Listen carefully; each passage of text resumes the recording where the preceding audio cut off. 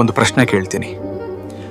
ನ್ಯಾಯ ಧರ್ಮಕ್ಕಿಂತ ದೊಡ್ಡದಾ ಅಥವಾ ಧರ್ಮ ನ್ಯಾಯಕ್ಕಿಂತ ದೊಡ್ಡದಾ?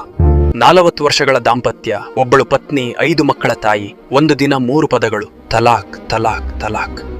ಅವಳ ಜೀವನ ಅಲ್ಲಿ ಮುಗ್ದಿತ್ತಾನ? 3 ತಲಾಕ್ ನಂತರ ಆಕೆ ಏನ್ ಮಾಡಬೇಕು? ಯಾರು ಅವಳ ಹೊಣೆ? ಇದು ಕೇವಲ ಕುಟುಂಬದ ಕಥೆ ಅಲ್ಲ, ಇದು ಭಾರತದ ಸಂವಿಧಾನ, ಧರ್ಮ ಮತ್ತು ಮಹಿಳೆಯ ಬದುಕಿನ ನಡುವಿನ ಘರ್ಷಣೆ ಈ ವಿಡಿಯೋದಲ್ಲಿ ನೀವು ನೋಡೋದು. ಶಾ ಬಾನು ಎಂಬ ಮಹಿಳೆಯ ಹೋರಾಟ, ಸುಪ್ರೀಂ ಕೋರ್ಟ್ ಕೊಟ್ಟ ಐತಿಹಾಸಿಕ ತೀರ್ಪು. ಆ ತೀರ್ಪು ರಾಜಕೀಯಕ್ಕೆ ಹೇಗೆ ಬಲಿಯಾದಿತು? ಮತ್ತು ಇವತ್ತಿಗೂ ಉತ್ತರ ಸಿಗದ ಒಂದು ಪ್ರಶ್ನೆ ಇದು. ಕೊನೆವರೆಗೂ ನೋಡಿ, ಇದು ನಿಮ್ಮೊಳಗೂ ಪ್ರಶ್ನೆ ಹುಟ್ಟಿಸ್ತದೆ. ಶಾಬಾನು ಗೆದ್ದಳ? ಕಾನೂನಿನ ದೃಷ್ಟಿಯಲ್ಲಿ ಹೌದು. ಸುಪ್ರೀಂ ಕೋರ್ಟ್ ಅವಳ ಪರವಾಗಿ ನಿಂತಿತು. ಧರ್ಮವಲ್ಲ, ಮಾನವೀಯತೆ ಮುಖ್ಯ ಎಂದಿತು. ಆದರೆ ರಾಜಕೀಯ ಬಂದಾಗ ನ್ಯಾಯ ಹಿಂಬದಿಗೆ ಸರಿತು. ಒಬ್ಳು ಮಹಿಳೆ ಕೇಳಿದ ಪ್ರಶ್ನೆ, ನನಗೆ ಬದುಕುವ ಹಕ್ಕಿಲ್ವೇ? ಆ ಪ್ರಶ್ನೆಗೆ ಸರ್ಕಾರ ಉತ್ತರ ಕೊಟ್ಟಿತ್ತಾ?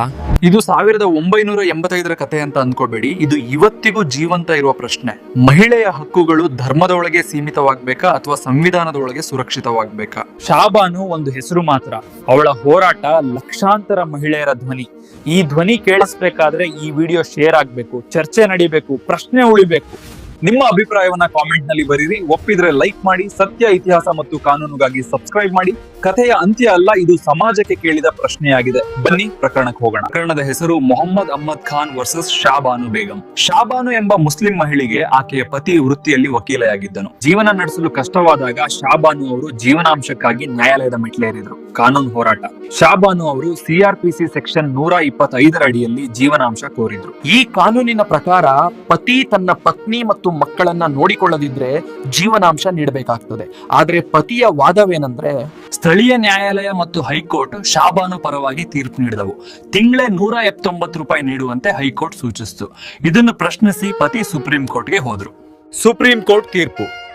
ಮುಖ್ಯ ನ್ಯಾಯಮೂರ್ತಿ YV ಚಂದ್ರಚೂಡ್ ನೇತೃತ್ವದ ಪೀಠವು ಐತಿಹಾಸಿಕ ತೀರ್ಪು ನೀಡಿತು.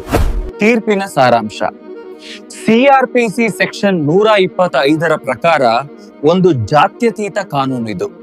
ಧರ್ಮ ಭೇದವಿಲ್ಲದೆ ಎಲ್ಲರಿಗೂ ಅನ್ವಯಿಸುತ್ತದೆ. ಆದ್ದರಿಂದ ಮುಸ್ಲಿಂ ಮಹಿಳೆಯು ವಿಚ್ಛೇದನದ ನಂತರ ಜೀವನಾಂಶ ಪಡೆಯಲು ಅರ್ಹಳು ಎಂದು ಕೋರ್ಟ್ ಹೇಳಿತು.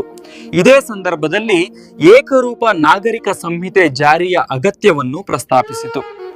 ರಾಜಕೀಯ ತಿರುವು ಮತ್ತು ಹೊಸ ಕಾಯ್ದೆ.